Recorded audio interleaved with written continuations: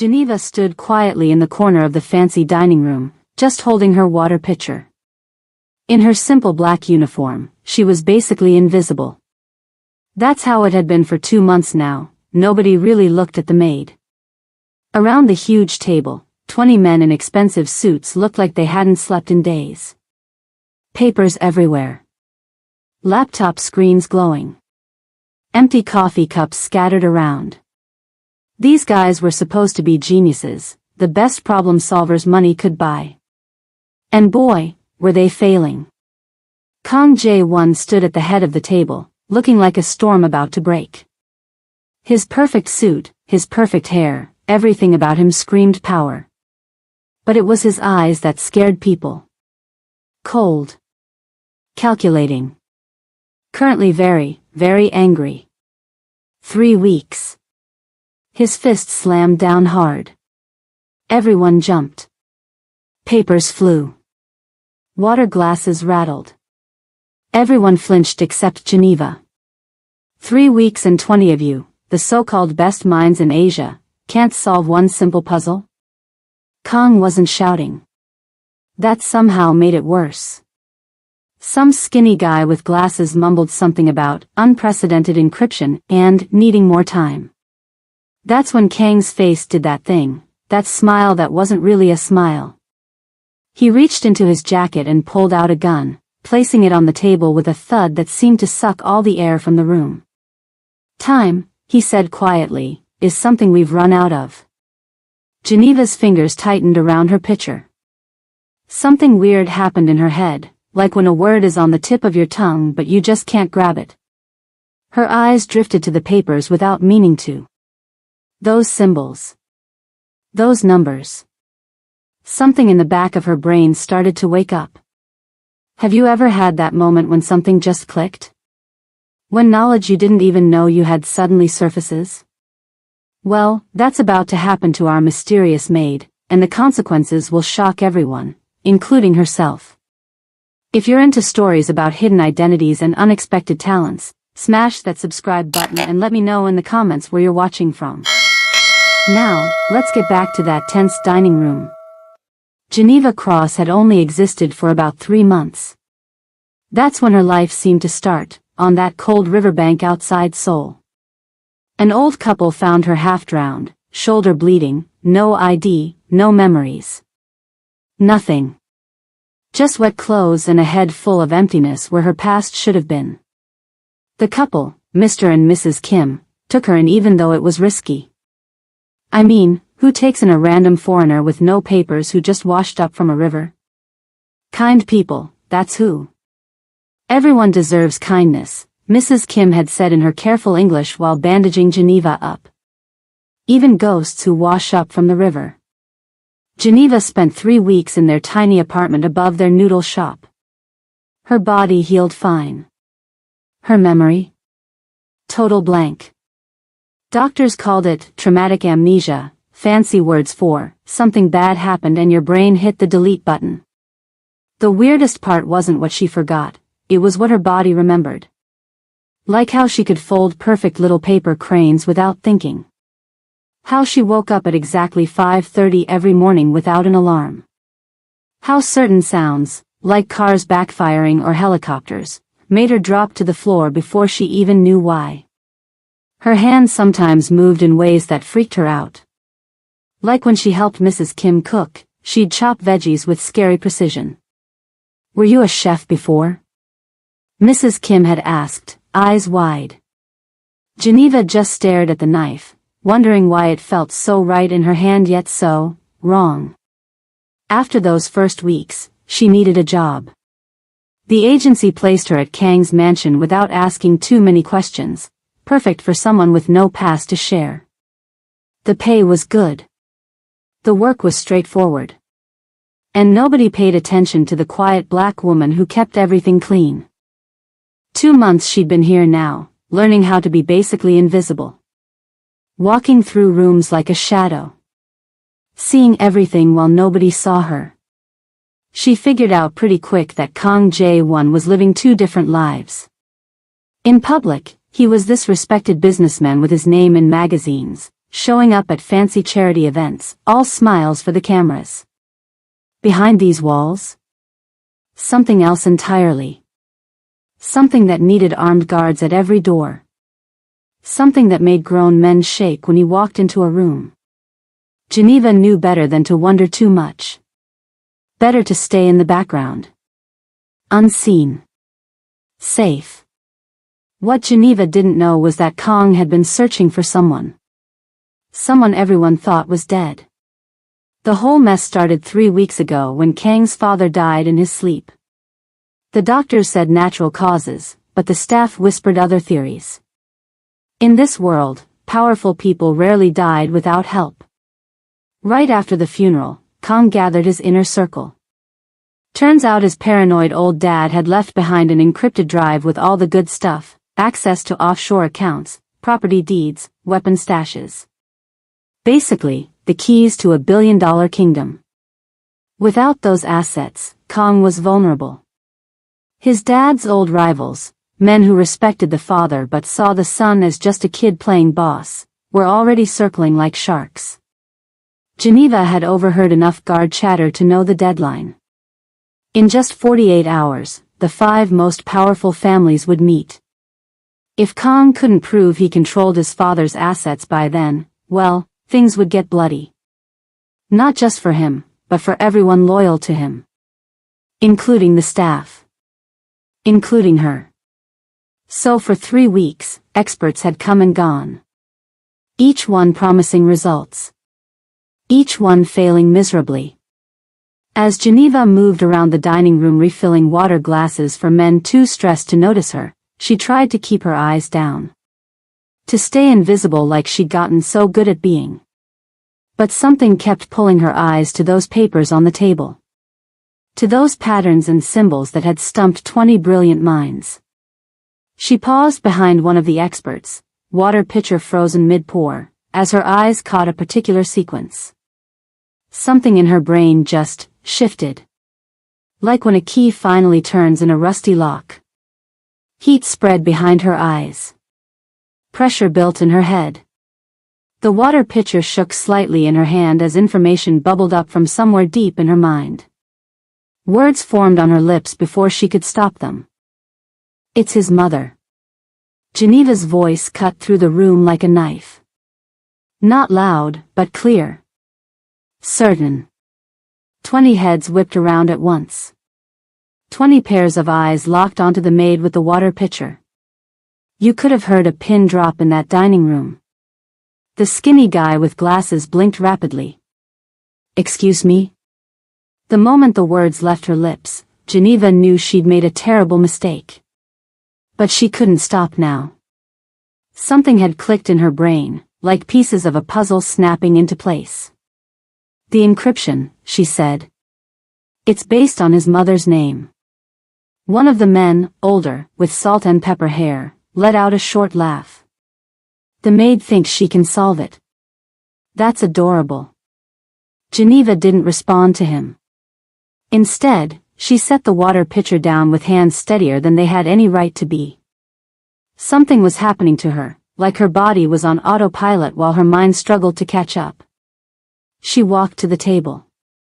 Nobody stopped her. These symbols here, she pointed to a sequence on one of the papers, they're not random. They're a phonetic representation of the Korean characters in his mother's name, but reversed.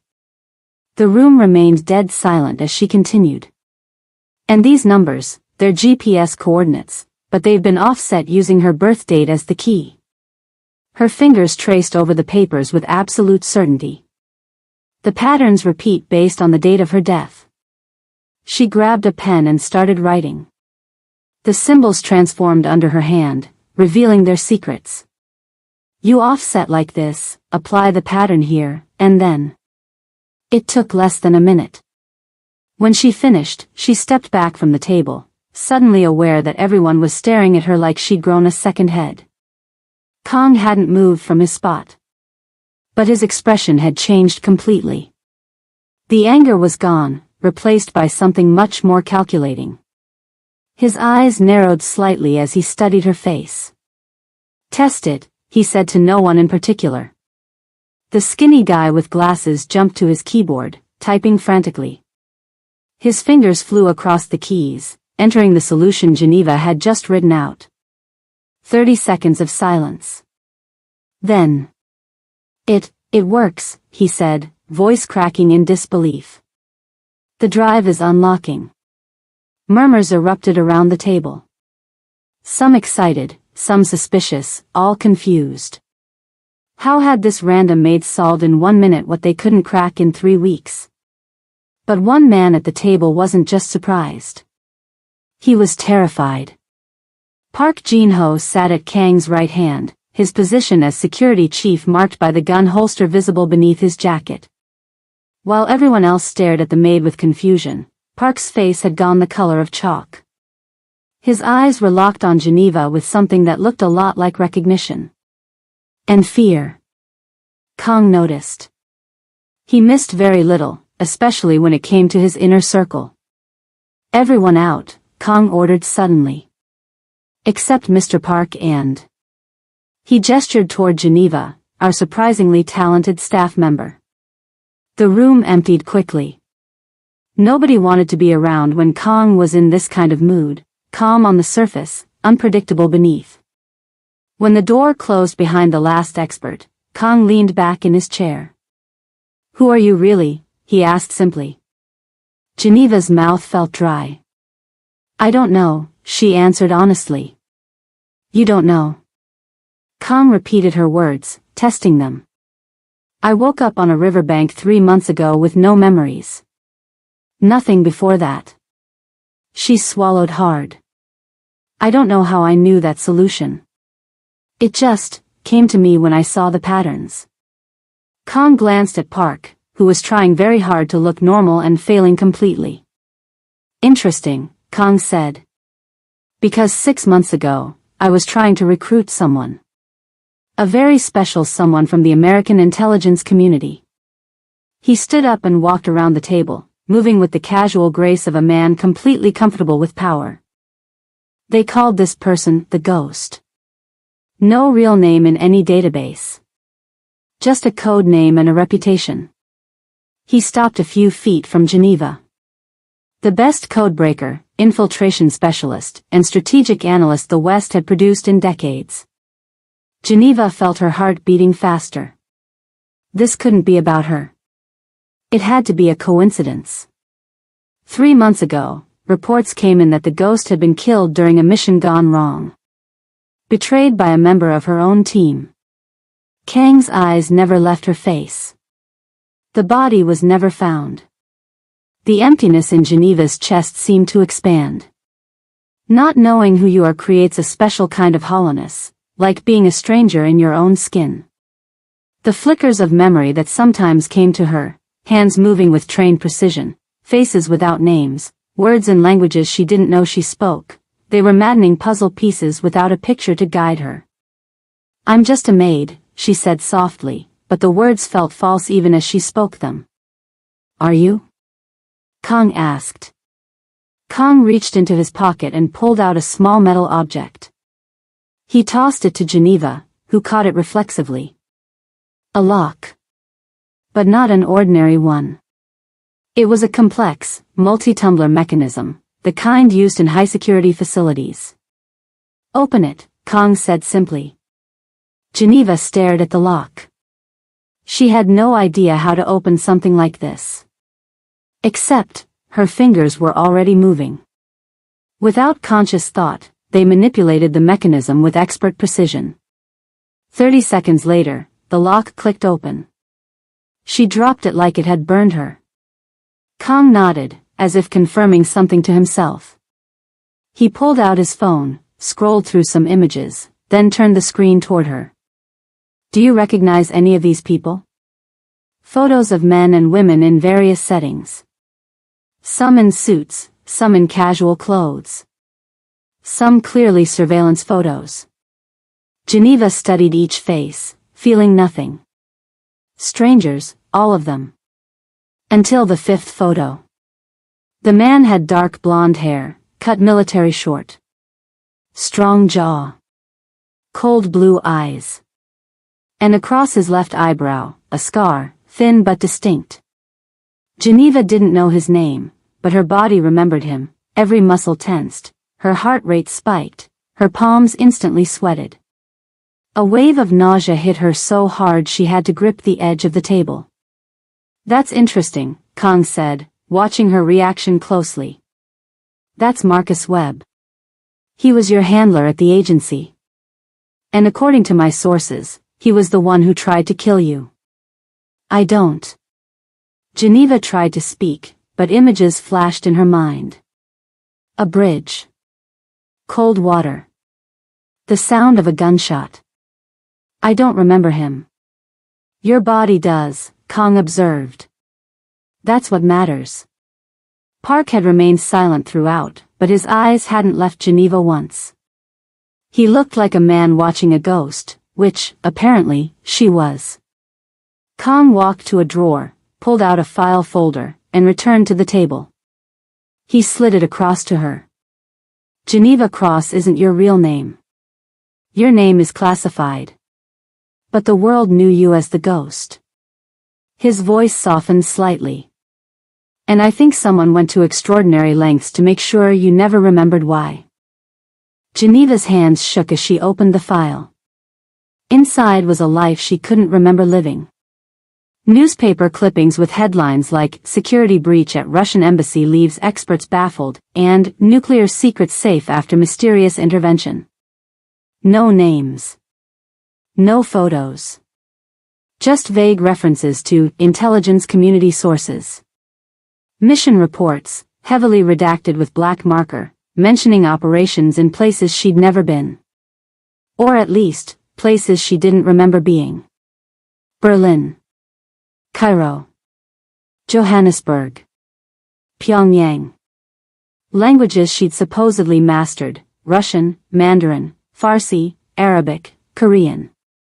But nothing in the file felt real to her, until she saw the photograph of herself receiving a medal. Her hair was different. Her posture was different. But those eyes, they were hers. In the photo, she stood straight-backed in a dark suit, face serious as some man whose face had been blacked out pinned something to her lapel. She looked harder. Sharper. Like she was carved from something tougher than the woman who now stared at her own image. "That was taken 3 years ago," Kong said, watching her carefully. "After you prevented an assassination at a peace conference in Geneva. Ironic that you chose that name." Geneva touched the photo with her fingertip. "I didn't choose it. The agency gave me the documents." "The ghost was legendary," Kong continued. 26 confirmed operations, all successful. Spoke 7 languages fluently. Could crack codes that stumped entire departments. The most decorated operative in modern intelligence history. He pointed to another paper. 6 months ago, a mission in Prague went wrong. Details are scarce, but my sources say the ghost was betrayed by her team.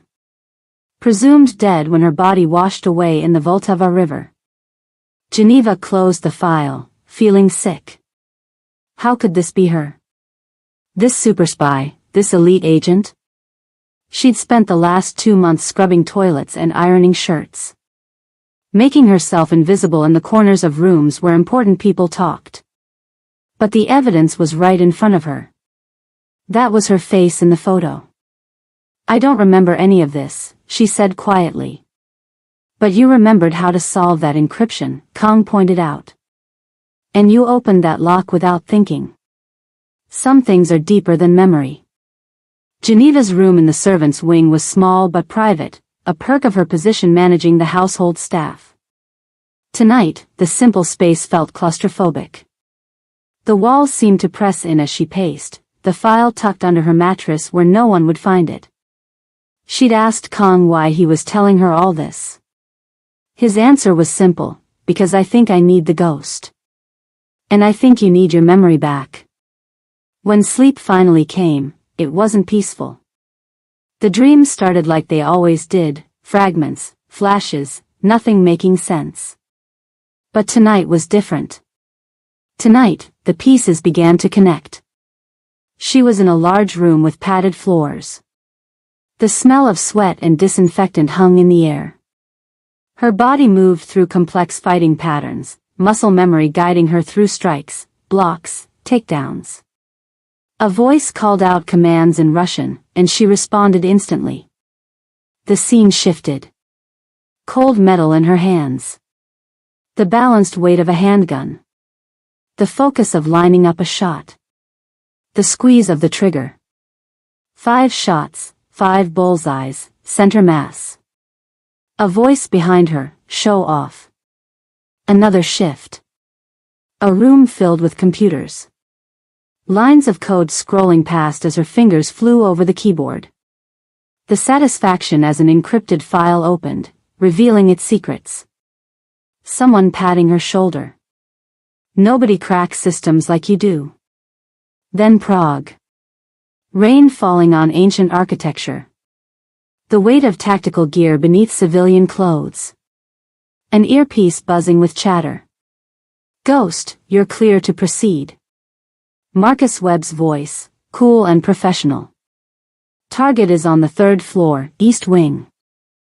She moved through crowded streets, then through service entrances, security systems falling to her expertise. Not a combat mission. Information gathering only. The weapons dealer was a front, what they really wanted was his client list. She found the office. Cracked the safe. Downloaded the files onto a secure drive. Then something unexpected. Another file. Names she recognized.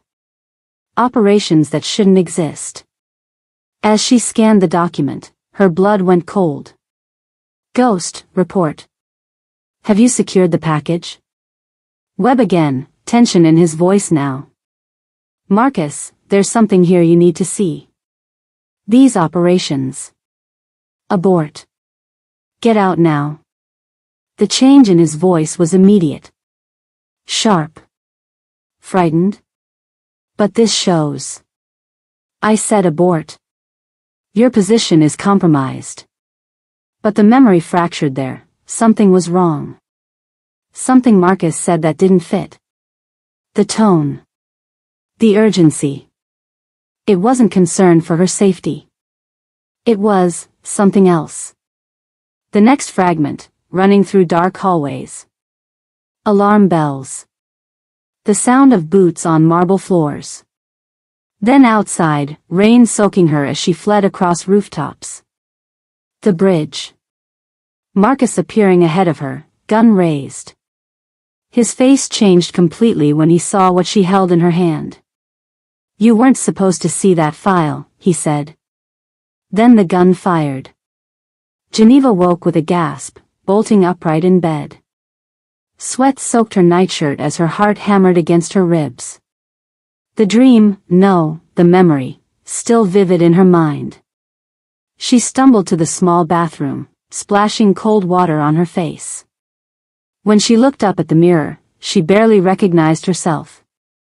Her eyes had changed. The soft, uncertain look was gone.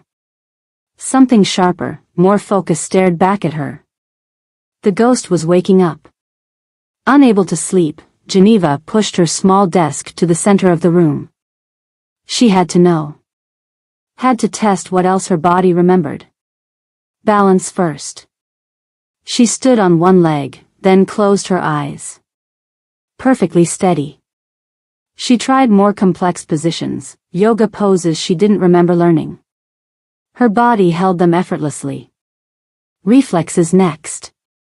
She tossed a pen in the air, tried to catch it behind her back without looking.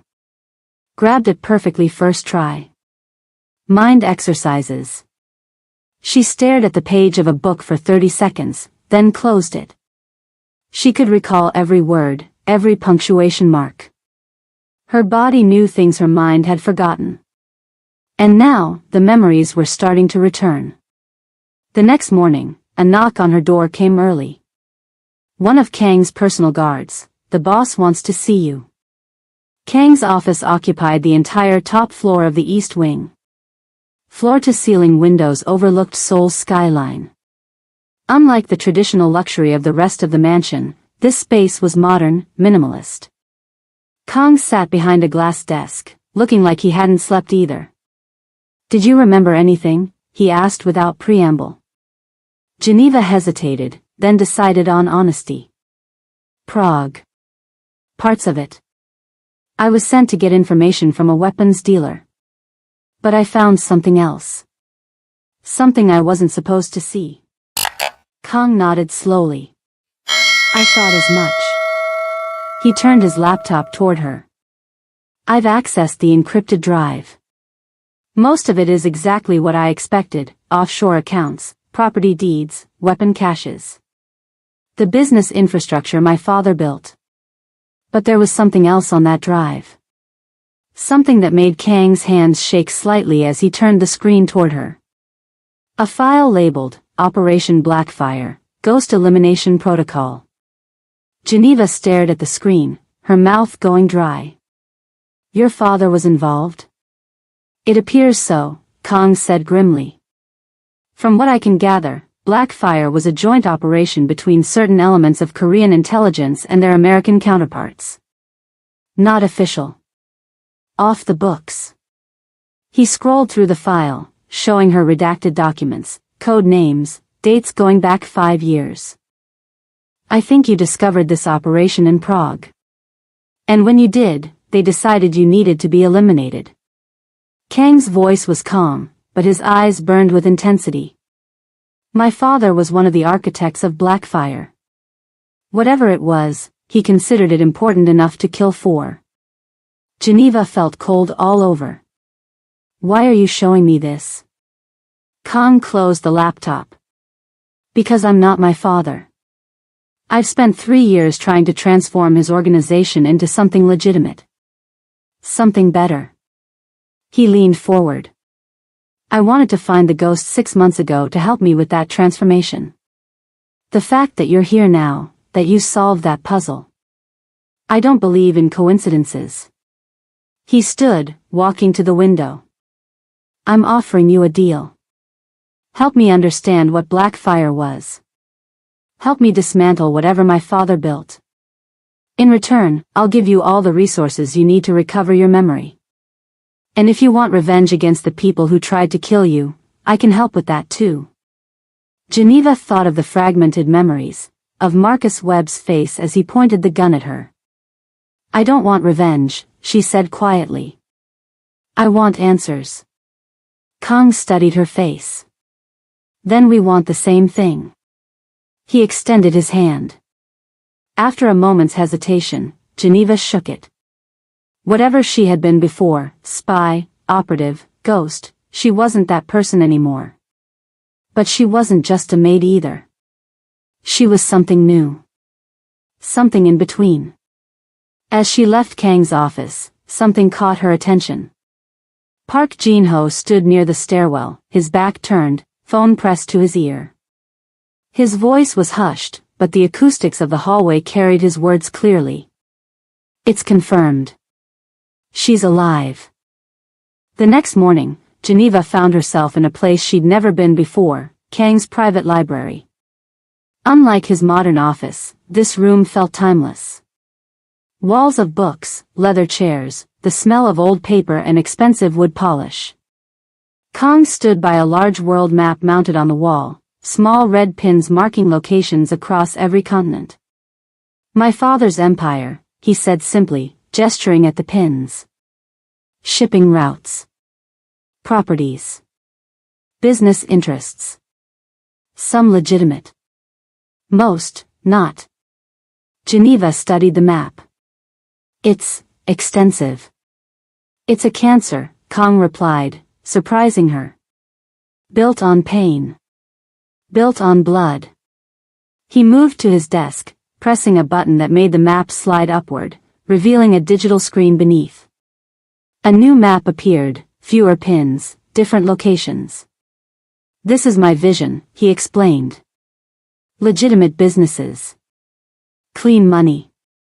A foundation that doesn't need to be hidden in darkness." Kang Jae-won wasn't just a crime lord. He was a man trying to escape his father's shadow, and, Geneva suspected, his father's sins. "Why show me this?" she asked. Kang's smile was tired. "Because I need you to understand why I'm helping you. This isn't charity." He pulled up photographs of older men, hard faces, expensive suits, cold eyes. My father's inner circle. The old guard. His jaw tightened. They see my changes as weakness. They've been waiting for a chance to replace me with someone who thinks more like my father did. Geneva was starting to see Kang differently. Not just the dangerous boss who put guns on tables to make points. There was something more complex here. A man driven by something beyond power. "They're the ones coming for you at that meeting," she realized. "Yes. Without my father's assets, I'm vulnerable." He closed the screen. "But this is bigger than just me keeping power. If they take control, thousands of people suffer." Geneva thought about it. Kang was still a criminal. Still dangerous. But perhaps his vision was the lesser evil. And right now, she needed his resources. "So we help each other," she said. "I help you keep your position. You help me uncover the truth about Blackfire. And about yourself," Kang added. That landed differently. Geneva felt the weight of her lost identity like a physical pressure in her chest. 3 months of emptiness. Of being nobody. She looked at Kang and saw something familiar in his eyes, the haunted look of someone defined by a past they didn't choose. Both were fighting to break free of their histories. Both seeking a different future. "Tell me about Operation Blackfire," she said. "Everything you know." Kang poured 2 glasses of water, handing one to her. "Not much beyond what I showed you yesterday. It started roughly 5 years ago. Joint operation between certain elements in Korean and American intelligence. Not official channels," Geneva noted. "Definitely not. This was off the books completely. My father provided funding, logistics, safe houses." He took a sip of water. "What I can't figure out is the objective. The files are heavily encrypted, and the ones I've accessed are disturbing." "How so?" "Lists of names. Dates. Locations." Kang's voice dropped. "People who died in accidents. People who disappeared. Assassinations," Geneva said flatly. "That would be my guess." "But why?" "These weren't terrorists or criminal targets. Businessmen. A journalist. A university professor." Geneva felt a chill run down her spine. "And I found out about it in Prague. And someone decided you needed to be eliminated." Kang leaned forward. "I think my father was protecting this operation when he died. And I think it's still active." Geneva thought about Park on the phone. She's alive. That message had gone somewhere. To someone who thought she was dead. Someone who wanted her to stay that way. "I need to remember what happened in Prague," she said. "And to do that, I need to become the ghost again." The underground level of Kang's mansion had been built as a panic room. Reinforced walls. Independent ventilation. Enough supplies to last months. Now, it had been transformed into a training facility. "No cameras," Kang assured her as he showed her around. "No records. Only 3 people have access, you, me, and my most trusted security officer. Not Park." The space had everything: exercise equipment, practice weapons, climbing walls, even computer stations for code work. "I'll have whatever else you need brought in," Kang said. Geneva walked the perimeter, touching equipment, feeling weights. "This will do." For the next week, she lived 2 lives. During the day, she maintained her cover as the household manager, overseeing staff, keeping the mansion running. But for hours each morning and night, she disappeared into the underground facility. Her body remembered what her mind didn't, the perfect stance, the precise movements. At first, it was frustrating. Her muscles would perform complex maneuvers that her conscious mind couldn't understand. But gradually, the disconnect began to fade. Running the obstacle course, her time improved each day. At the shooting range, using non-lethal training weapons, her accuracy was uncanny. Coding exercises that would challenge experts took her minutes. With each day, the ghost emerged a little more from beneath the maid's humble exterior. "Your progress is remarkable," Kong commented one evening, watching her complete a climbing exercise in record time. Geneva wiped sweat from her brow. "It's not progress. It's remembering." Kong had assigned 2 tech specialists, brothers he trusted completely, to help decrypt more of the Blackfire files. They worked in a secure room, isolated from the main network. "We're getting somewhere," the older brother told Geneva, showing her decoded segments. "But it's slow. Whoever encrypted these files was very, very good."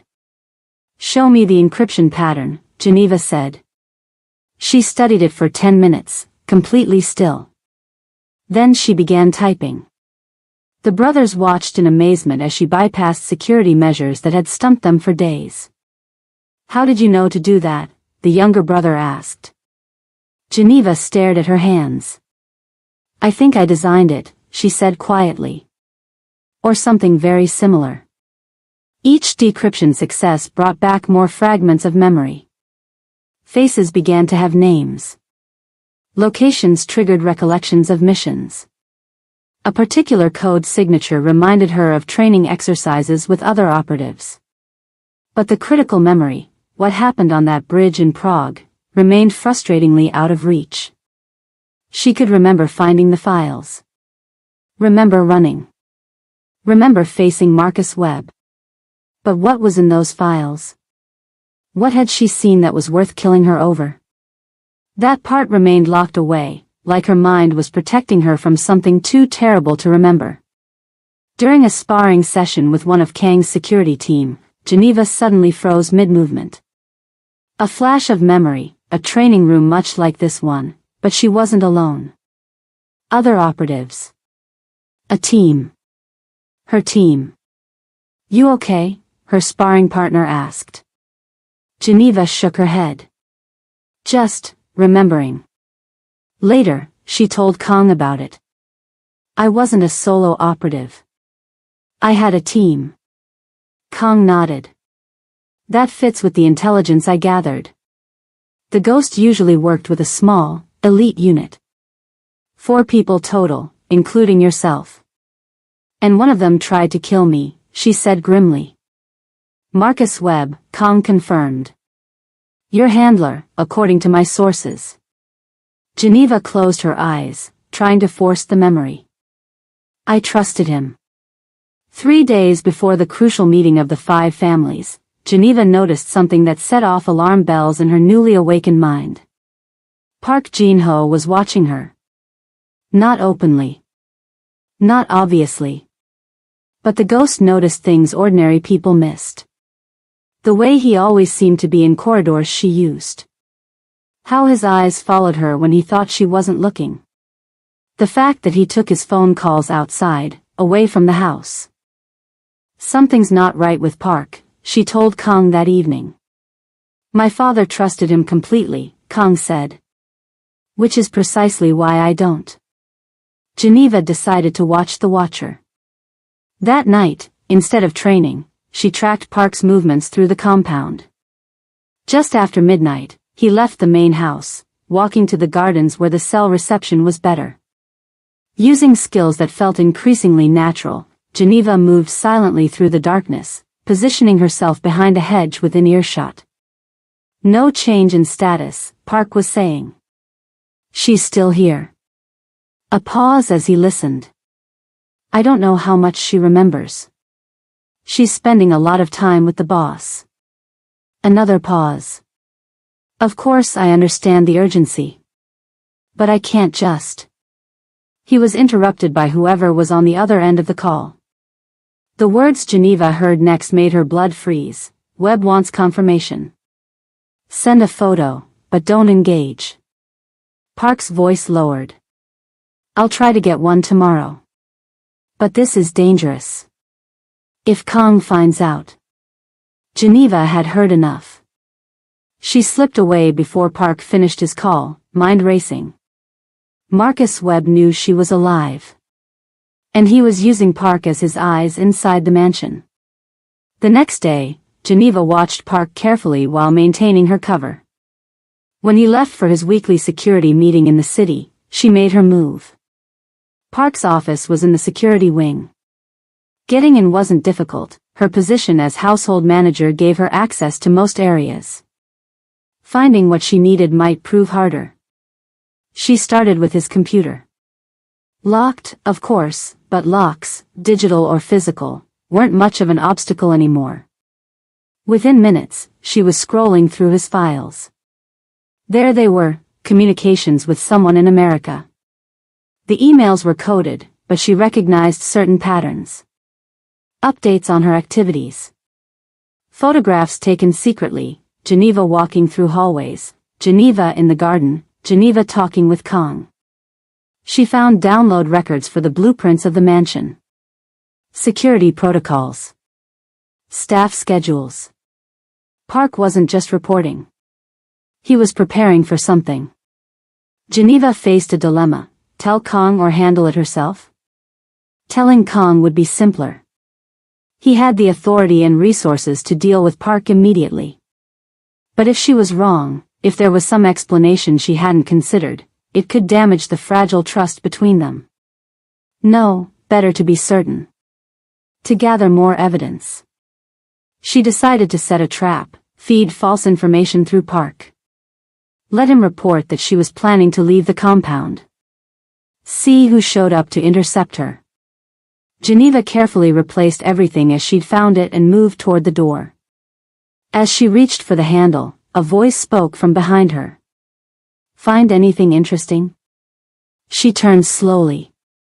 Kong stood in the doorway, his expression revealing nothing about whether he saw her as an ally or a threat. Geneva froze. Getting caught snooping in Park's office wasn't part of the plan. The hallway was dark except for the faint security lights, casting Kang's face in shadow. He stood perfectly still, blocking the only exit. I asked if you found anything interesting, he repeated, voice unnervingly calm. Geneva's mind raced through options. Lie? Make an excuse? Try to slip past him? Each choice felt wrong. The ghost might have had protocols for situations like this, but Geneva, whoever she was now, decided on something simpler. Honesty. Park is working with Marcus Webb, she said, meeting Kang's eyes directly. He's been sending reports, photos. Updating them on my condition, my activities. She gestured toward the computer. There are blueprints of your home, security protocols, staff schedules. He's not just reporting, he's setting something up. Kong said nothing, his face unreadable in the dim light. He took a step forward, and Geneva tensed, ready to defend herself if necessary. What Geneva didn't expect was Kang's smile, not angry, but satisfied. Show me exactly what you found, he said, walking past her to the computer. Geneva blinked in confusion but did as he asked, pulling up the files she discovered, showing him the communications, the photos, the downloaded security information. Just as I thought, Kong said, nodding slightly. He's been more active than usual this week. You knew? Geneva asked, not bothering to hide her surprise. Kong closed the files and turned to face her. Park Jin-ho has worked for my father for 20 years. His loyalty was never to me. I've known he was reporting to someone since the day I took over. He gestured for her to follow him out of the office. What I didn't know until recently was who he was reporting to. They walked silently through the dark corridors until they reached Kang's private study. Once inside, he closed the door and turned on only a small desk lamp. I've been feeding Park controlled information for months, Kong explained. Letting him see what I want his masters to see. Why not just get rid of him? Geneva asked. Because Park leads to Webb. And Webb leads to whoever gave the order to eliminate the ghost. Kong sat on the edge of his desk. And now, thanks to you showing up, we have leverage we didn't have before. Me, Geneva said, understanding. Kong nodded. You're supposed to be dead. The fact that you're not, and that you're here, of all places, has them scared. I've been watching Park's communications spike since you solved that puzzle.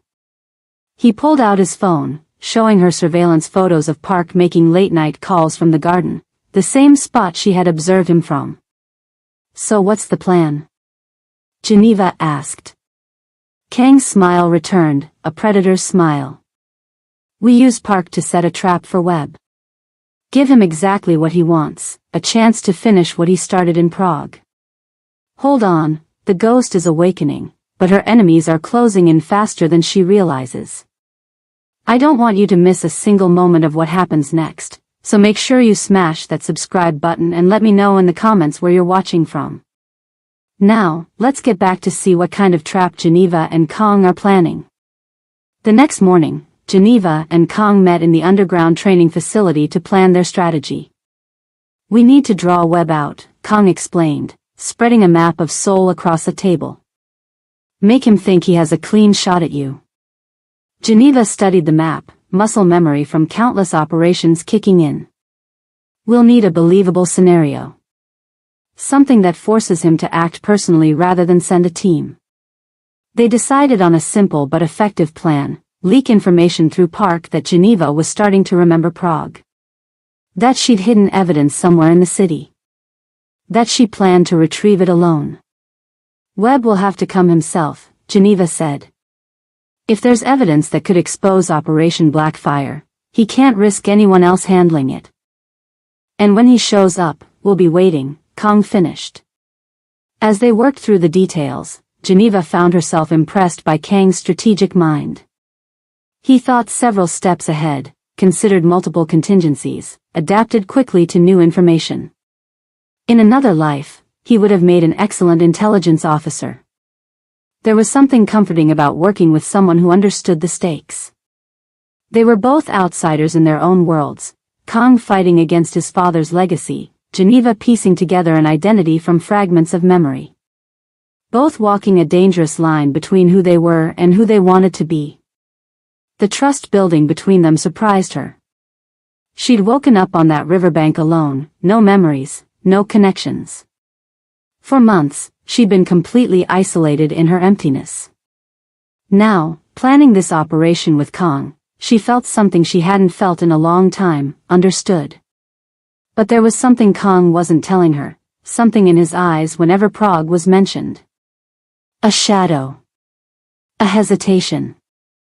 As if he knew something about that night that he wasn't sharing. What happens after we get Webb? Geneva asked, testing him. We find out everything he knows about Blackfire, Kong said smoothly. Then we dismantle it. And the 5 families? Your meeting is tomorrow night.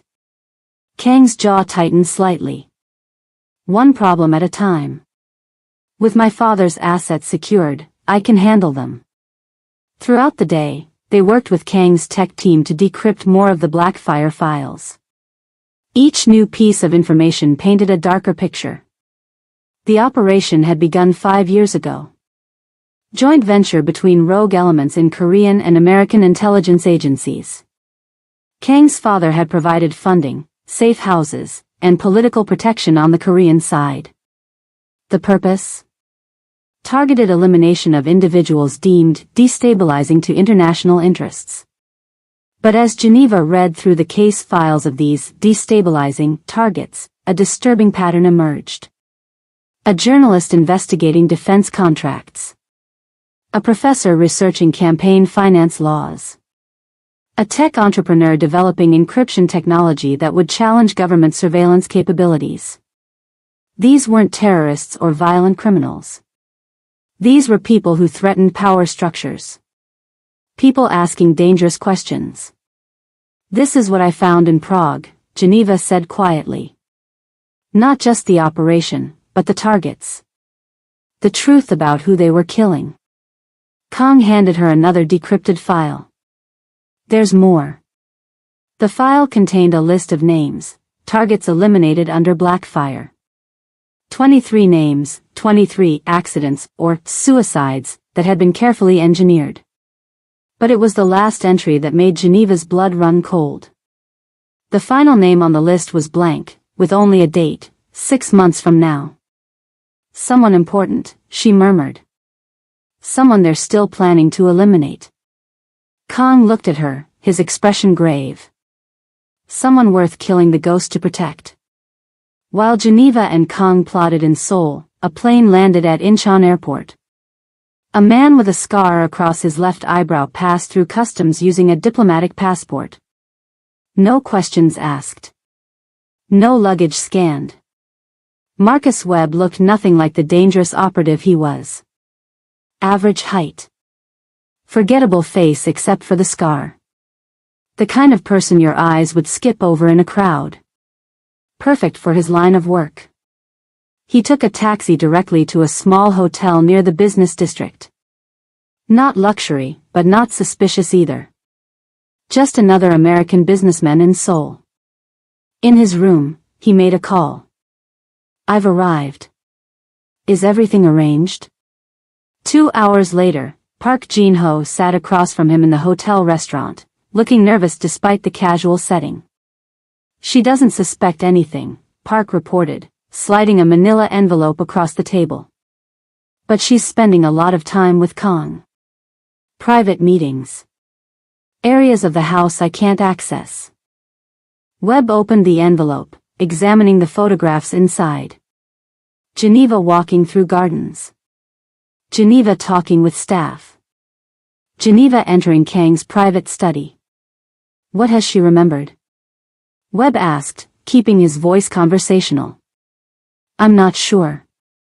But yesterday, she was asking questions about Prague. Specific questions. Webb's hand paused over his coffee cup. What kind of questions? About the bridge. About what she might have found there. Park lowered his voice. She told one of the maids she hid something in the city before she lost her memory. That she's going to retrieve it tomorrow. Alone? Yes. Kong is meeting with the 5 families. She'll slip out during the confusion. Webb nodded slowly, processing the information. You've done well, Park. He reached into his jacket, pulled out a small envelope. The first payment. The rest when the job is finished. You promised extraction for me as well, Park reminded him. When this is over, Kong will know I betrayed him. It's arranged. My team is already in position, for operatives, the best available. Webb's tone was reassuring, professional. Cleanup crews standing by. We'll handle everything. After Park left, Webb sat alone, staring at the photographs. His face betrayed nothing, but inside, a genuine fear was growing. He remembered Prague vividly. The rain. The cold. The shock on her face when he raised his gun. You weren't supposed to see that file, he had told her. In their years working together, he'd never seen the ghost afraid, until that moment on the bridge. What she'd found wasn't just evidence of an illegal operation. It was something worse. Something that had made even the ghost, the most controlled operative he'd ever known, look horrified. He'd aimed for her heart. A quick, clean kill for someone who deserved better. But she'd moved at the last second. The shot hit her shoulder. She'd fallen from the bridge into the icy water below. No body was ever recovered. He'd convinced himself she was dead, had to be dead. Until Park's message arrived, she's alive. Webb looked at a photograph of Geneva with Kong, studying it carefully. They stood in the garden, talking intently. Too comfortable with each other. Too familiar. She doesn't remember everything, Webb murmured to himself. If she did, she wouldn't be anywhere near him. He picked up his phone to make a call to his superiors, the ones who had given the order to eliminate the ghost in the first place. The ones who oversaw Blackfire from the shadows. It's worse than we thought, Webb said when the call connected. She's with the sun. The secure room in the East Wing had become their command center. 3 computer stations. Walls covered with notes and photos. The pieces of Operation Blackfire scattered around them like a giant puzzle. Geneva sat at the main terminal, fingers moving across the keyboard with practiced ease. Beside her, Kong studied a separate set of files, occasionally making notes. I think I found something, she said, pointing to a sequence of code. This encryption has a backdoor. Someone built a way in that wasn't meant to be found. Kong leaned closer. Can you use it? Geneva nodded, already typing. Give me a few minutes. The code was breaking piece by piece, but so was the wall in Geneva's mind. Each new file, each new name or location seemed to chip away at the barrier blocking her memories. The screen filled with newly decrypted folders. Geneva clicked through them methodically until she opened one containing surveillance photos. She froze, her finger hovering over the trackpad. What is it? Kong asked. This place. Geneva stared at the image of an ornate building with a distinctive red roof. I've been here. The photo had been taken in Prague. As she looked at it, something cracked open inside her mind. Not fragments this time, a flood. She remembered everything about that night. The cold air that made her breath visible in little clouds. The weight of her equipment against her body, the earpiece, the lock picks, the small calibrated tools of her trade. Marcus's voice in her ear, calm and professional as always. Building security makes rounds every 12 minutes. You have a window at the east entrance. She remembered the feel of the cobblestones beneath her boots. The smell of the river nearby. The slight tremble in her hands that wasn't from the cold, but from adrenaline. The mission briefing had been clear: infiltrate the office of a suspected weapons dealer, retrieve client information that might lead to terrorist cells. Standard intelligence gathering. But that wasn't why she was really there. Geneva? Kang's voice sounded distant. She blinked, coming back to the present. I wasn't there for the weapons dealer, she said quietly. That was the cover story. I was there to find evidence. Evidence of what? That Operation Blackfire had gone beyond its mandate. That they weren't just targeting legitimate threats anymore. She looked up at him, the horror of that night fresh in her mind. My own agency had become what we were supposed to fight against. Geneva stood up, needing to move as the memories crashed through her mind. I had suspected something was wrong for months, she explained, pacing the room. Operations that didn't make sense. Targets that didn't fit any threat profile. Money flowing through channels it shouldn't. She remembered entering the building through a service entrance, disabling security cameras with practiced efficiency. Finding the office. Cracking the safe. The weapons dealer was connected to Blackfire. He wasn't just selling guns, he was providing specialized equipment for their operations. Untraceable weapons. Custom tools. She had downloaded his client files as instructed, but then looked deeper. Hidden folders. Encrypted communications. And there it was, proof of what she'd suspected. Names of people assassinated by Blackfire operatives. Wire transfers from shell companies. Detailed plans for operations that had been disguised as accidents or terrorist attacks. Her voice hardened. People who had done nothing wrong except ask questions about the wrong things or look too closely at the wrong people. Geneva remembered feeling sick as she downloaded the files. This wasn't intelligence work, this was murder for hire. Political assassination dressed up as national security. I was almost finished when Marcus realized what I was doing. She stopped pacing, the memory crystal clear now. He was monitoring the download remotely. He could see what files I was accessing. She could still hear his voice changing, the professional calm giving way to something else. Panic. Fear.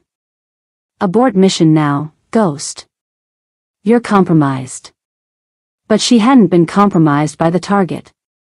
She'd been compromised by her own handler. I ran. Through back corridors, up to the roof, across to adjacent buildings. I've never moved so fast. She swallowed hard. But Marcus knew me. Knew how I thought, how I moved. He cut me off at the Sechev Bridge. The confrontation played out in her mind like a film. Marcus appearing ahead of her, gun already drawn. The look on his face, not anger, but resignation. You weren't supposed to see that. No one was. She remembered trying to reason with him. Telling him they could expose Blackfire together, end it. His response, it goes too high up. We'd never survive. The gunshot. The impact. The cold water of the Vltava River closing over her head. But there was something else, something about Kong. Something about his father.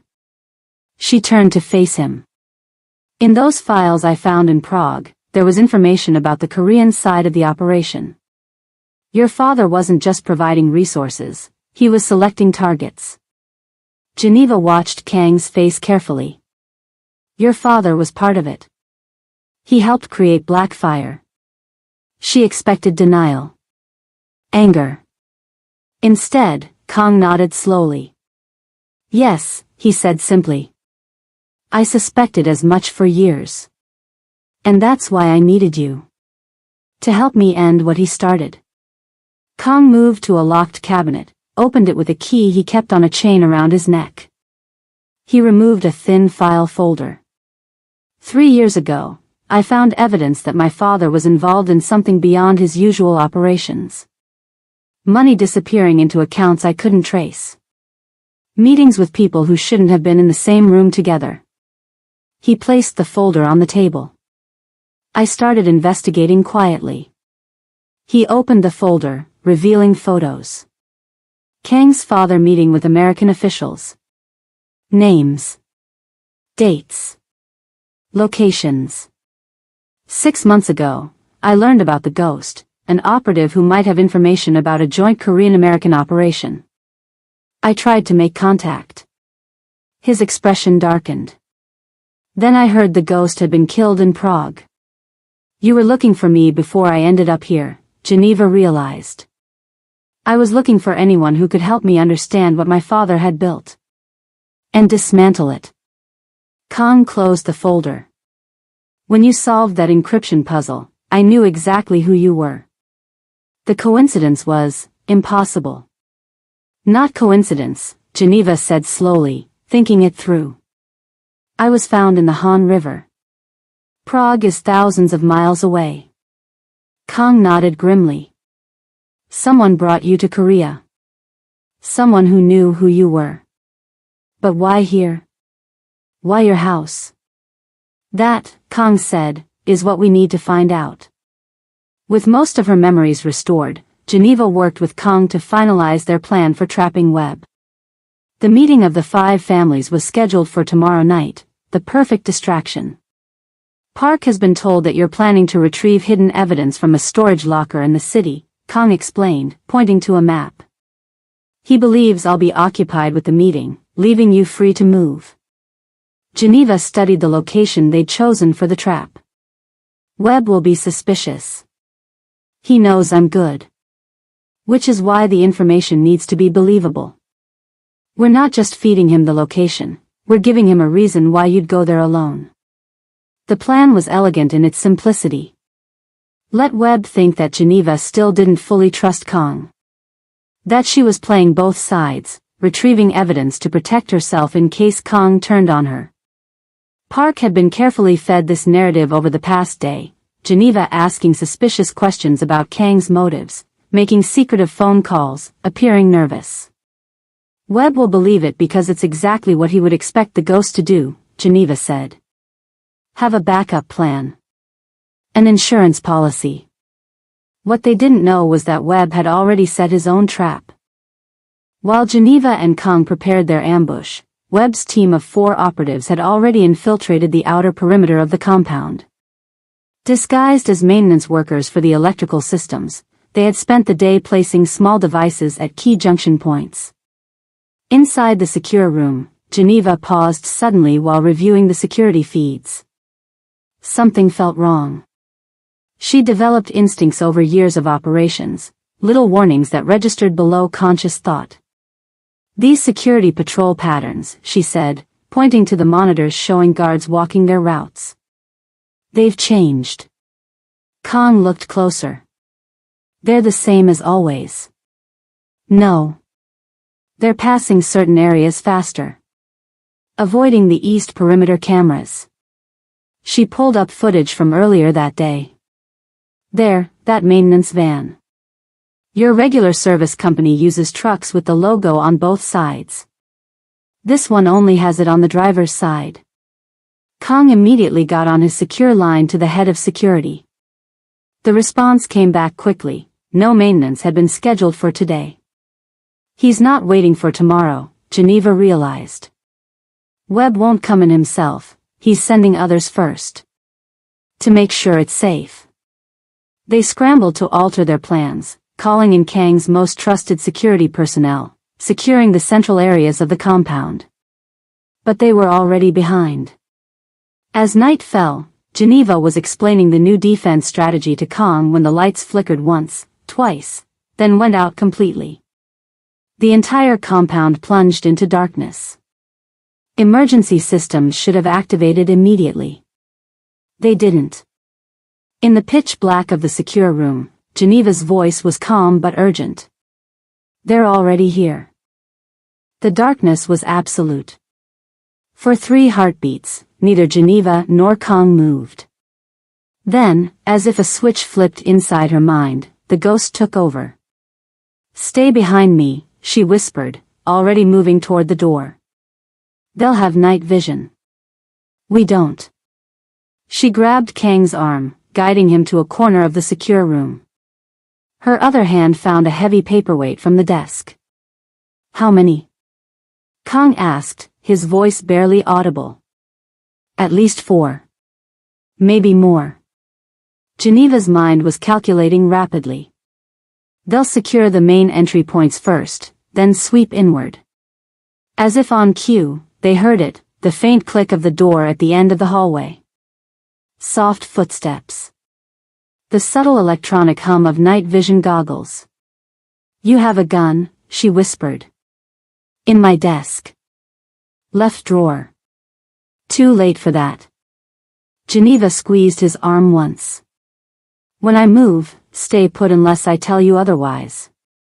She slipped away from him, becoming one with the darkness. Years of training had prepared her for exactly this, operating blind when others could see. It wasn't about matching their advantage, it was about using their disadvantage against them. Night vision had limits. Peripheral vision was poor. Depth perception, compromised. And if you relied on it completely, you became vulnerable to what you couldn't see. The footsteps grew closer. 2 sets. Moving with the confidence of predators who thought their prey was blind. Geneva pressed herself against the wall beside the door, paperweight gripped tightly. She controlled her breathing, slow, silent. Waited. The door eased open. A figure in tactical gear entered, weapon raised, scanning the room through the green glow of night vision goggles. Geneva didn't hesitate. She struck the back of his knee hard, collapsing his leg, then smashed the paperweight against his goggles as he fell. The plastic shattered with a crack. Before he could shout, her hand clamped over his mouth, other arm locking around his neck in a precise choke hold, just enough pressure to render him unconscious, not enough to kill.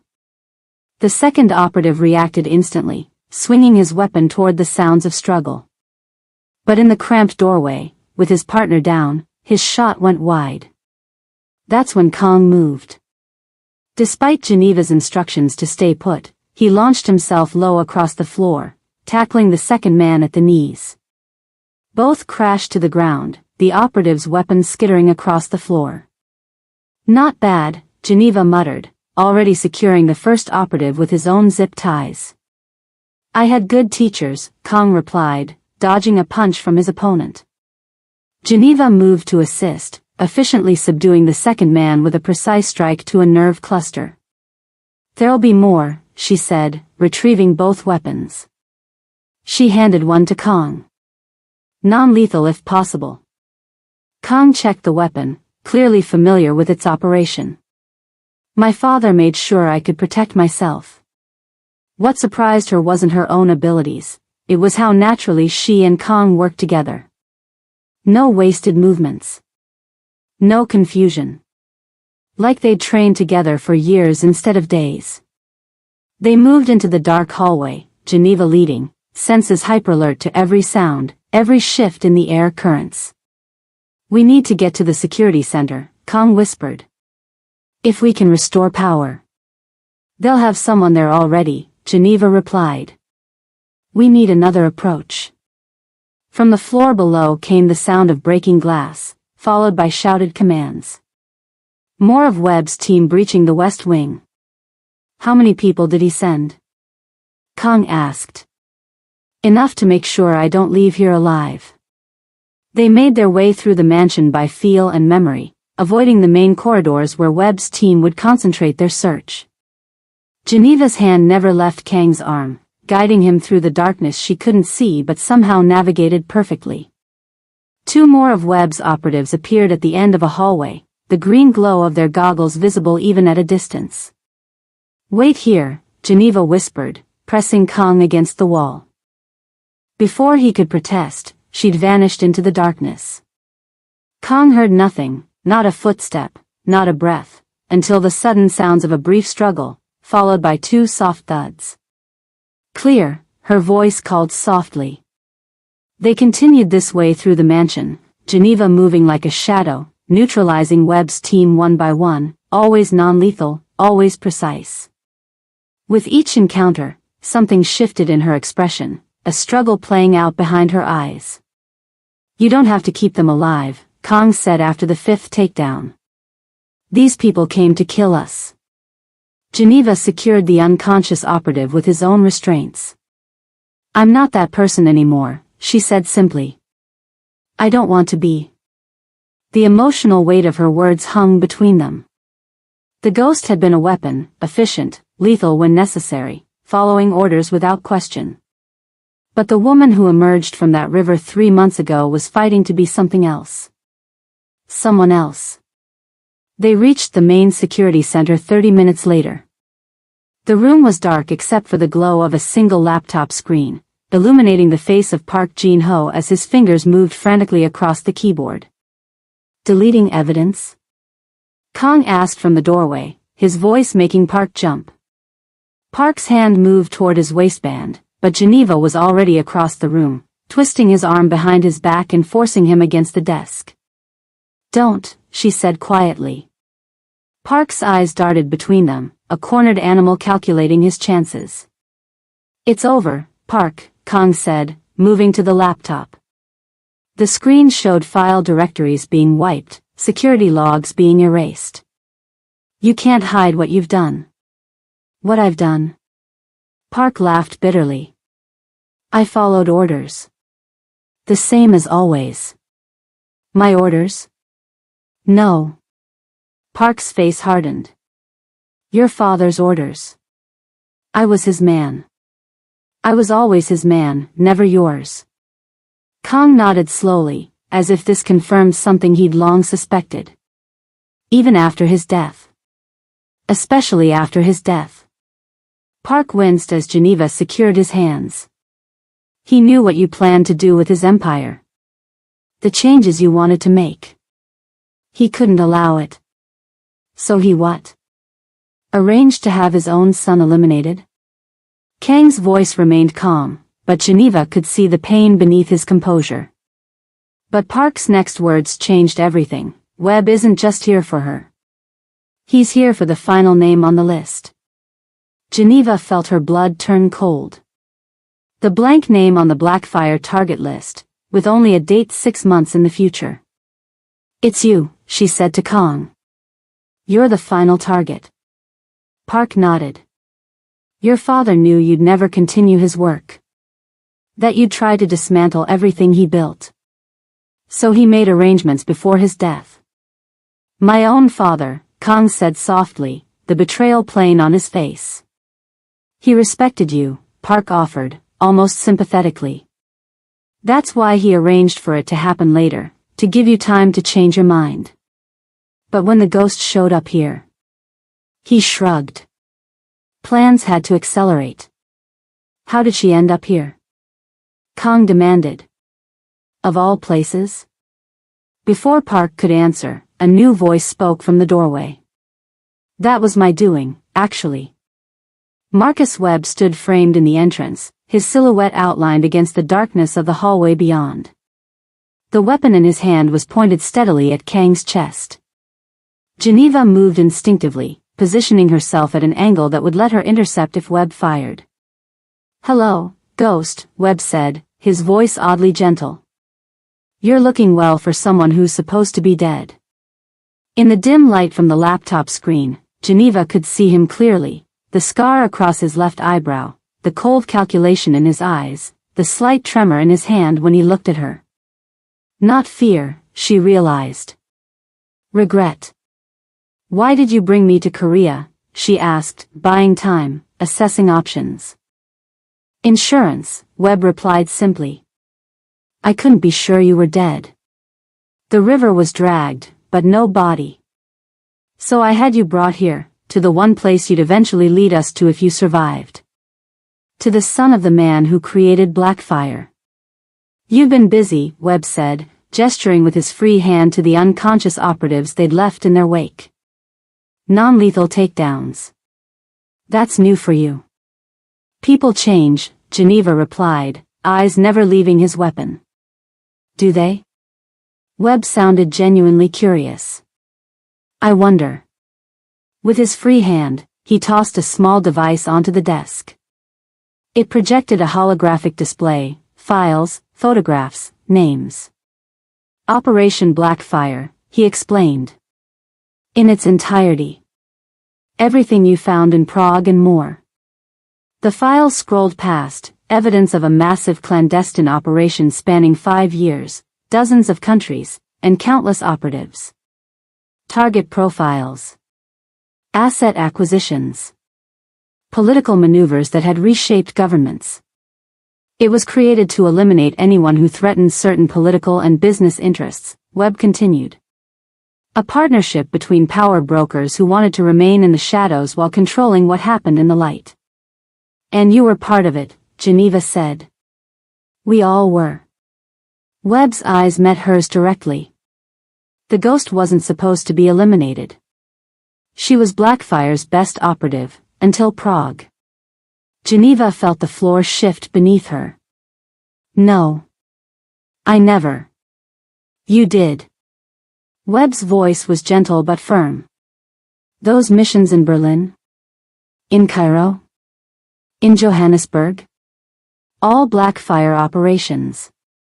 You were the perfect asset, brilliant, efficient, and completely committed to what you thought was the greater good. Geneva's mind raced through her recovered memories, seeing them in a new, horrifying light.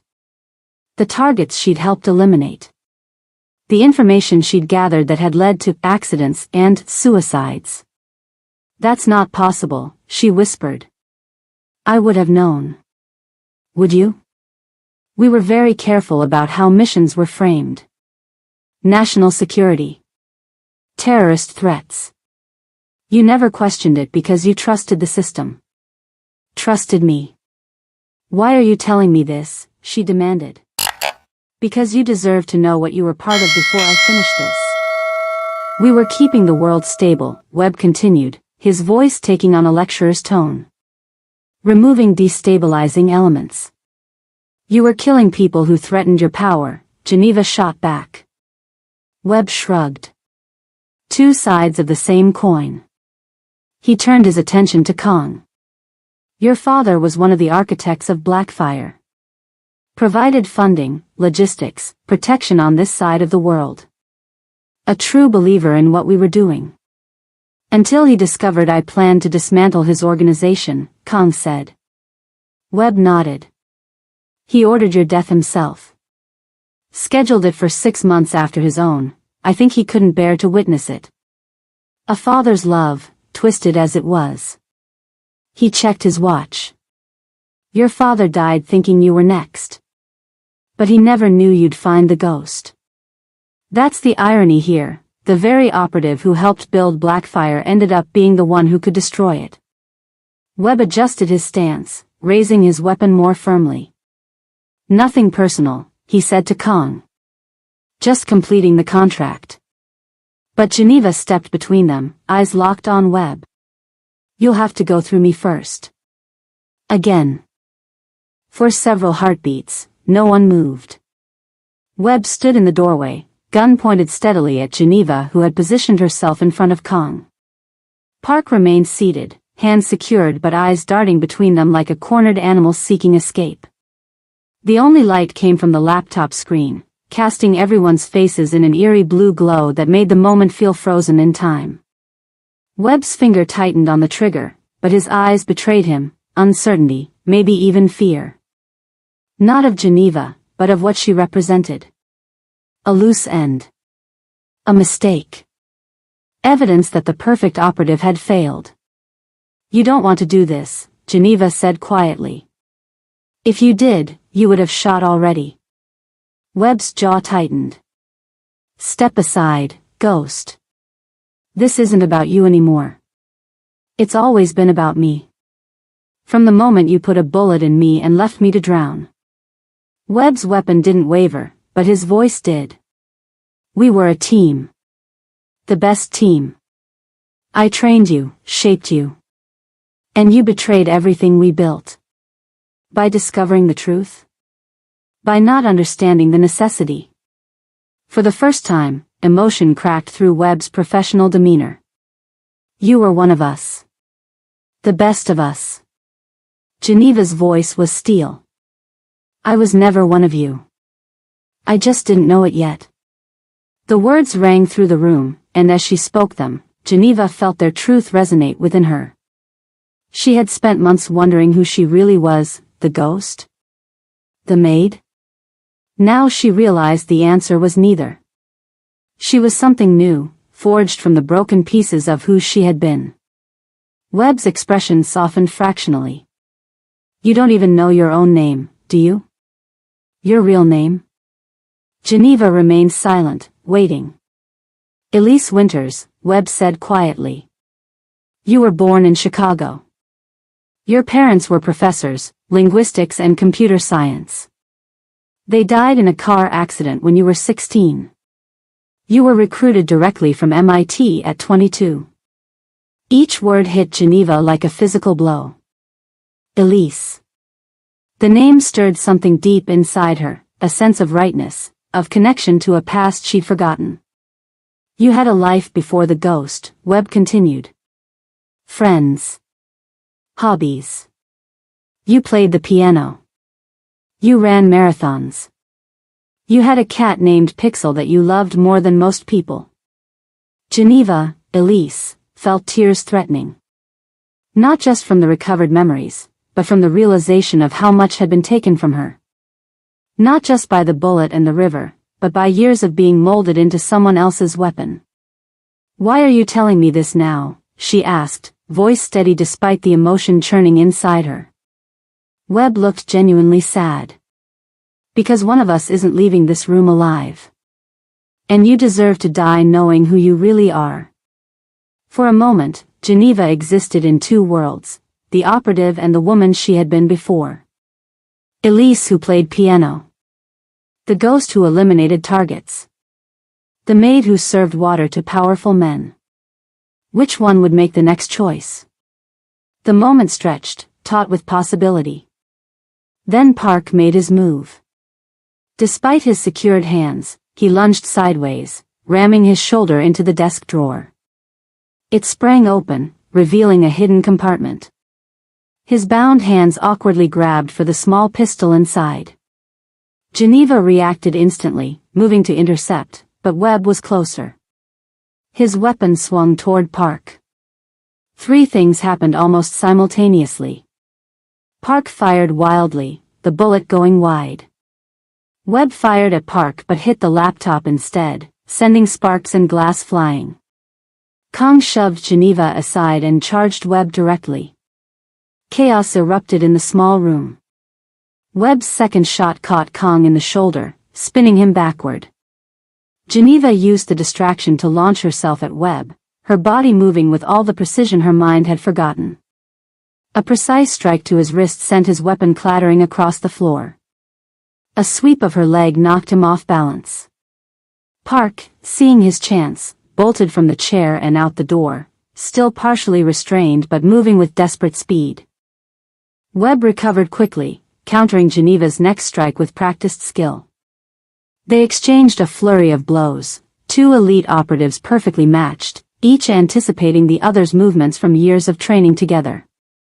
"You can't beat me," Webb grunted, blocking a strike. "I taught you everything you know." "Not everything," Geneva replied, using a technique she'd somehow learned after their time together.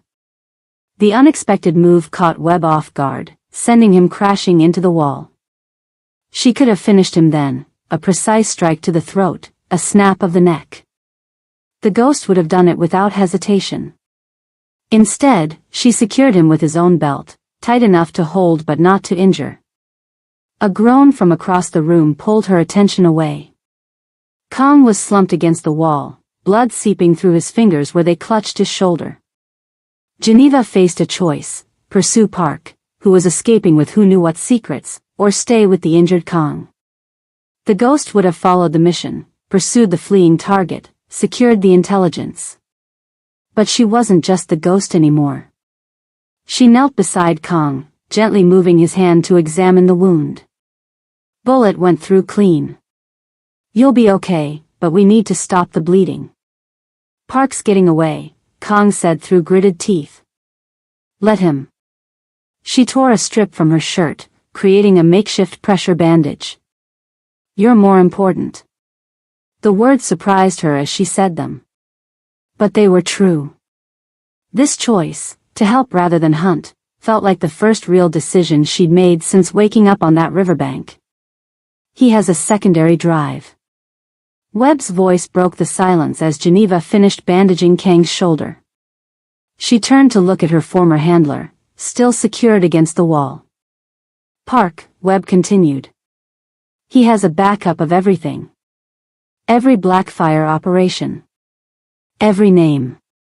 If he gets that to his contacts." "Why should I care?" Geneva asked coldly. "Blackfire deserves to be exposed. Not like this. That drive doesn't just implicate the guilty. It contains the names of every operative, every asset, including people who had no idea what they were really part of. People like you were." Kong struggled to his feet, wincing. He's right. Uncontrolled exposure would hurt innocent people. And Park isn't planning to go to authorities. He's delivering it to the highest bidder. Geneva looked between them. "Why should I trust you?" she asked Webb directly. Webb's answer was simple. "You shouldn't. But right now, we need each other." What Webb didn't say was that he needed something else from Park, something that could change everything. His eyes darted to the shattered laptop, then back to Geneva, a calculation clearly happening behind them. "Fine," Geneva said, helping Kong stand more securely. "But this doesn't change anything between us." She retrieved Webb's weapon, then released his restraints. "You walk in front. Try anything, and I won't hesitate this time." The unlikely trio moved through the darkened mansion, following the path Park would have taken toward the garage. The power was still out, but emergency lights had finally activated in some corridors, casting long shadows as they moved. "The guards?" Kong asked. My team was instructed to neutralize security, not kill, Webb answered. Unless they met resistance. They reached the garage to find the door open, the sound of an engine still echoing in the night. They were too late. He took my Audi, Kong said, looking at the empty parking space.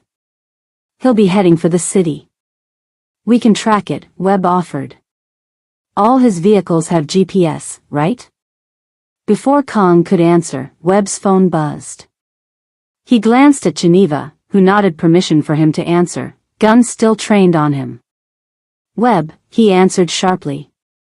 Then his face changed, color draining away as he listened. When? He asked, voice suddenly tense. How many? When he lowered the phone, his expression had transformed completely. They've activated the rest of Blackfire, he said, looking directly at Geneva.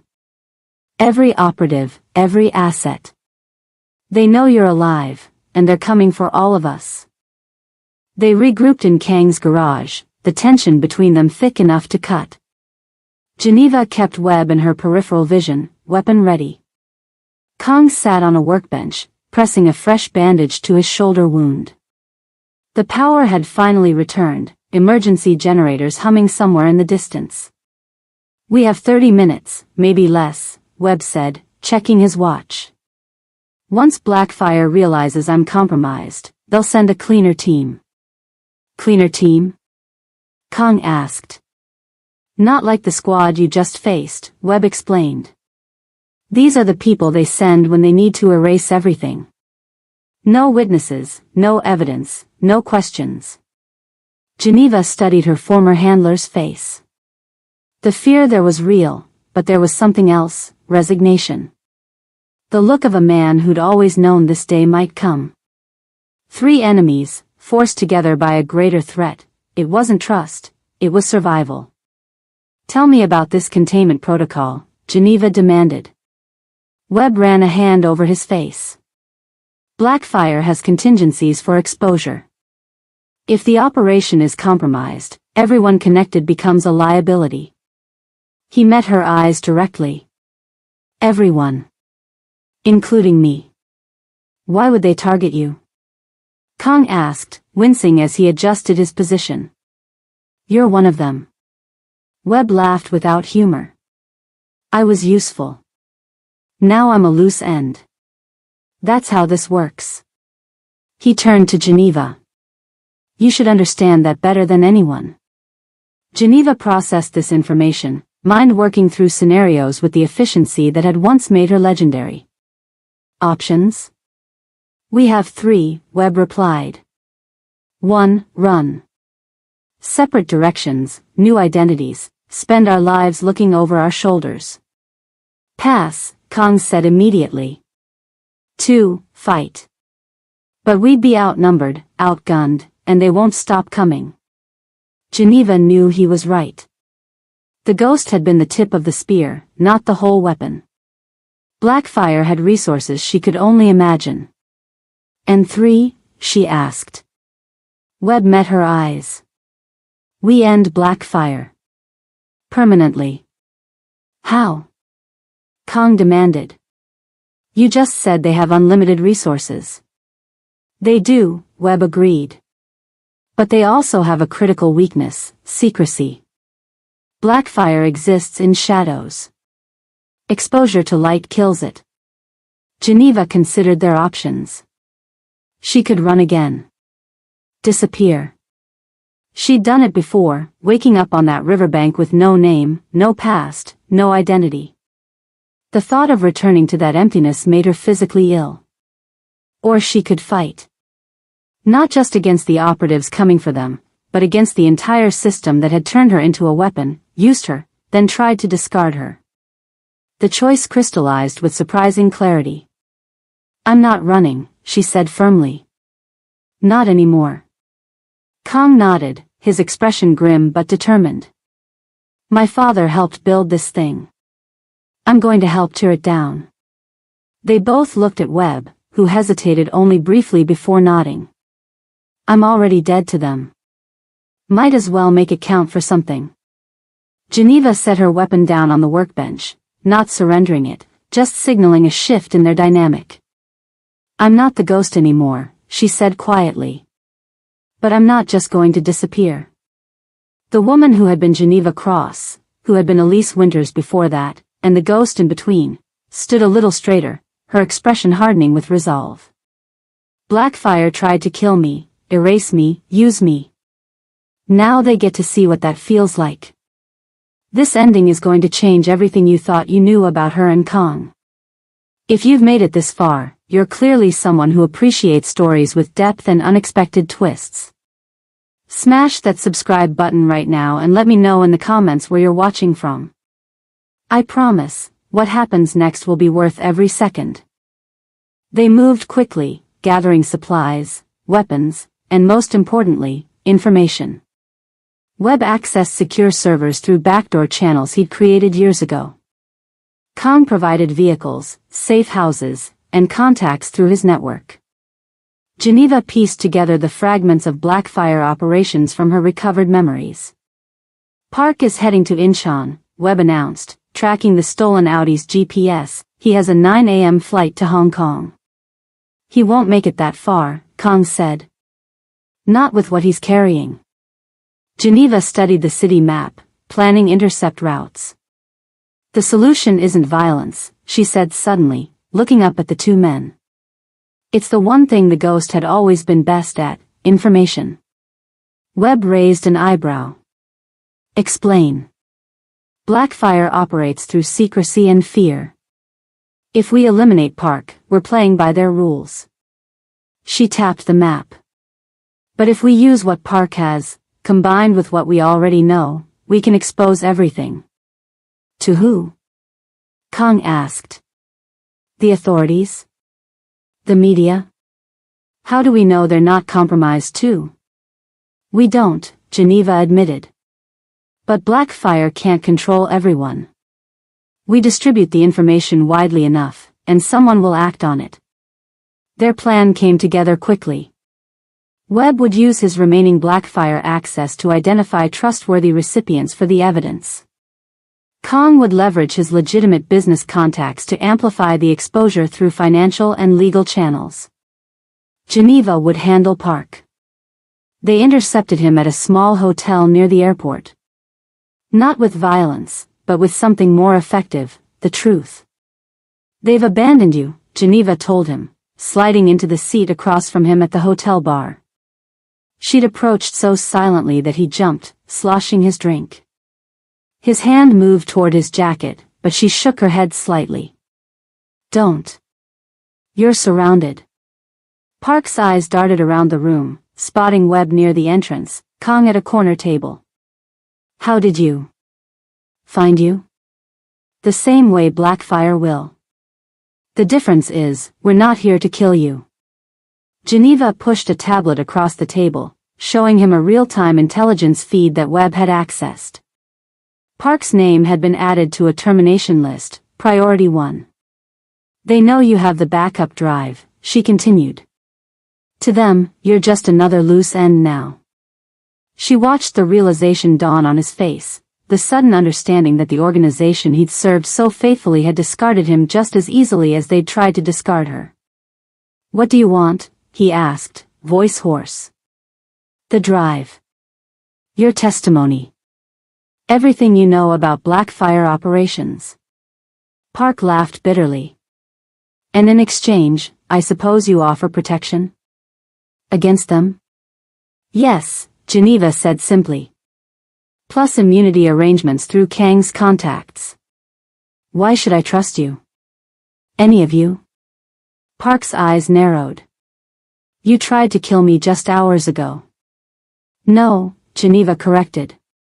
"If I'd wanted to kill you, you'd be dead." She leaned forward. "I'm not the ghost anymore. I'm not following those rules. Neither should you." Park stared at her for a long moment, then reached slowly into his jacket, producing a small metallic drive. "This is everything," he said quietly. "Every operation. Every name. If they know I gave this to you." "They already think you did," Geneva replied. Your only chance now is with us. The evidence they compiled was comprehensive: names, dates, operations spanning 5 years across 3 continents. Financial transactions linking officials to assassinations disguised as accidents. Training protocols for turning operatives like the Ghost into perfect weapons. As Geneva organized the information, she felt a strange sense of completion. The skills that had once made her an elite agent, her precision, her attention to detail, her strategic thinking, were now being used not to eliminate targets, but to expose truth. She was using the Ghost to destroy what the Ghost had helped build. Dawn broke over Seoul as their plan went into motion. Geneva used her Ghost skills one last time, not to kill, but to ensure the evidence reached the right people simultaneously. Judges. Journalists. Intelligence oversight committees. Military leaders untainted by Blackfire connections. Some ghosts disappear. Others haunt those who deserve it. Within hours, the first reports began to surface. Carefully worded news bulletins about ongoing investigations into unnamed intelligence operations.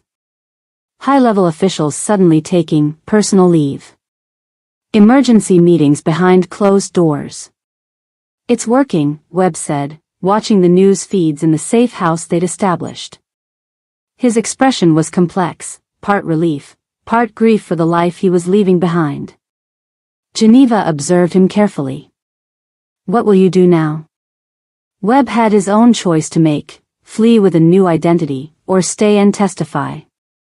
His decision would reveal his true character, redemption or self-preservation.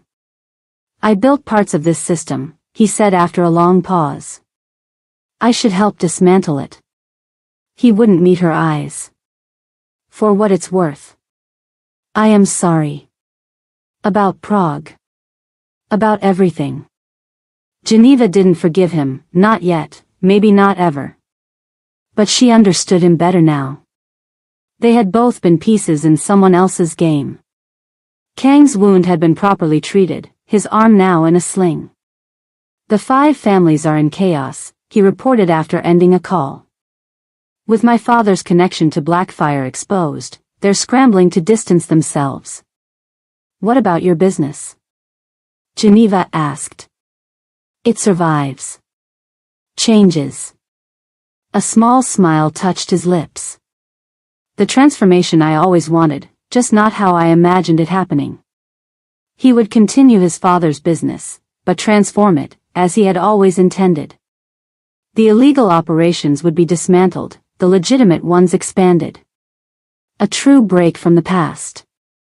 As the immediate danger passed and their plan unfolded, Geneva found herself standing at a crossroads. The memories had returned, both the Ghost's and Elisa's. She remembered her training, her missions, her life before intelligence work. But those memories felt like they belonged to someone else. They were pieces of her past, not directives for her future. 3 days after their operation began, Geneva packed a small bag in her quarters. She was no longer wearing a maid's uniform, but simple civilian clothes, jeans, a t-shirt, a light jacket. Her few possessions fit in a single backpack. She heard footsteps in the hallway and knew who it was before he appeared. Kang stood in the doorway, watching her pack. You could stay, you know, he said quietly. There would be a place for you here. A good place. Geneva paused, considering his offer. There was something between them now, not quite friendship, not quite something more, but a bond forged in shared danger and unlikely trust. I need to find out who I am now, she replied, her voice soft but firm. Not the Ghost, not the Maid. Just me. Kang nodded, understanding without needing more explanation. He reached into his jacket and produced an envelope, holding it out to her. When you figure it out, this will help you start over. Consider it payment for 1 minute of your time. Geneva took the envelope, knowing without looking that it contained new documents, access to accounts, the resources to build a new life. She smiled, the first real, unguarded smile she'd shown since waking up on that riverbank. It was worth every second. They stood in silence for a moment, the weight of everything that had happened, everything they'd survived, hanging between them. "Will you ever come back?" Kang finally asked. Geneva shouldered her backpack, considering the question. "I don't know," she answered honestly. Then, with a glint in her eye that belonged neither to the ghost nor to the maid, "But if I do, I won't be serving water." As she walked out of the mansion for the last time, Geneva felt something she hadn't experienced in months, maybe years. Freedom. Not just from Blackfire or from her lost memory, but from the definitions others had placed on her. She reached the main gate, pausing to look back at the place where her new life had begun with a simple puzzle no one else could solve. Her phone buzzed with a message from an untraceable number. "They're not all gone. Some escaped the net. Watch your back. M." Geneva stared at the message, feeling the familiar surge of adrenaline. The game wasn't over. The most dangerous players were still out there. And they knew exactly who to fear. And that's how a maid with no memory changed everything with just